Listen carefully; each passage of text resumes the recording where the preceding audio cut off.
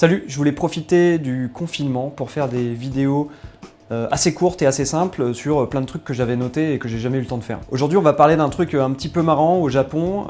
Est-ce que vous savez qu'on peut acheter des sacs dans des librairies, coincés entre un livre des recettes et une pile de magazines? Il y a une petite boîte de la taille d'un gros bouquin et à l'intérieur, il y a un sac. J'en ai acheté un lors de mon premier voyage au Japon en 2018. Et depuis, le sac est dans mon armoire et je ne l'ai jamais ouvert, donc je vous propose de l'ouvrir ensemble, de faire un unboxing comme on dit, donc suivez-moi dans le salon, on va le faire ensemble.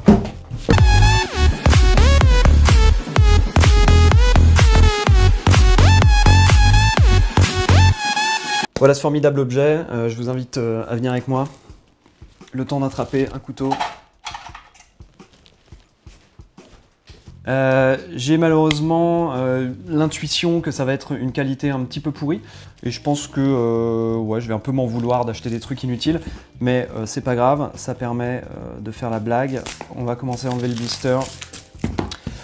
Donc c'est pas vraiment un sac à dos, hein, c'est plus un sac en bandoulière qui est dans un style, on va dire, scandinave. Et à l'arrière on voit des features absolument formidables, un poids plume, un poids pomme même plutôt.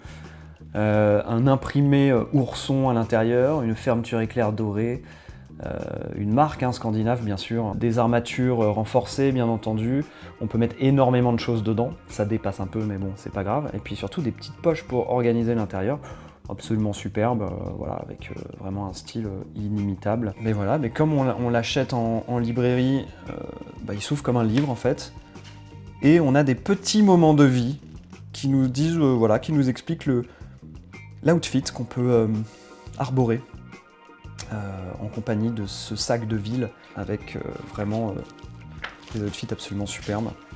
Donc ça c'est quand même une particularité du Japon. L'industrie papier se porte très très bien dans ce pays, il y a énormément de magazines et de journaux qui sont édités. Je pense qu'ils ont le taux de circulation le plus haut du monde. Donc ils éditent très souvent des petits catalogues, des choses comme ça. Voilà, c'est beau, hein, c'est un bel objet. Alors comment ça s'ouvre ? Il y en a encore derrière, donc ça c'est un résumé de ce qu'on a vu ici. Et ensuite, il y a un petit scotch là. Il y a un petit scotch là.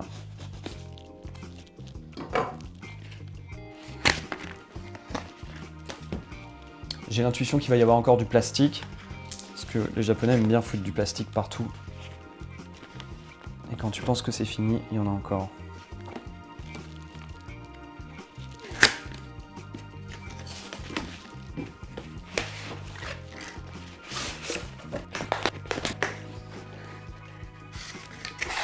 Superbe. Donc un sac qui prend pas beaucoup de place quand il est replié sur lui-même, ça fait toujours plaisir.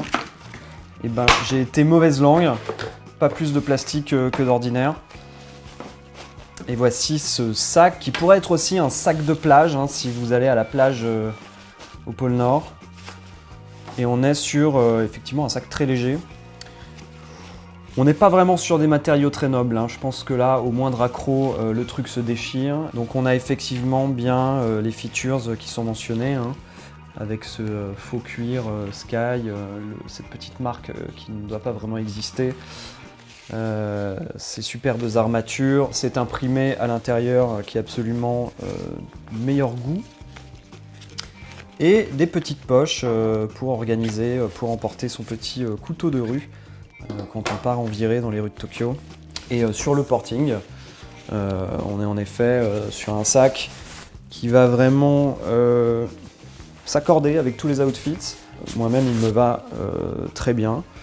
Et je pense que je pourrais aller dorénavant faire mes courses avec. Merci d'avoir suivi ce déballing de sacs qu'on trouve dans les librairies japonaises. J'espère que ça vous a plu et que ça vous donne envie, pas forcément d'en acheter, mais de vous réjouir que ce genre de choses existe. Merci, à bientôt.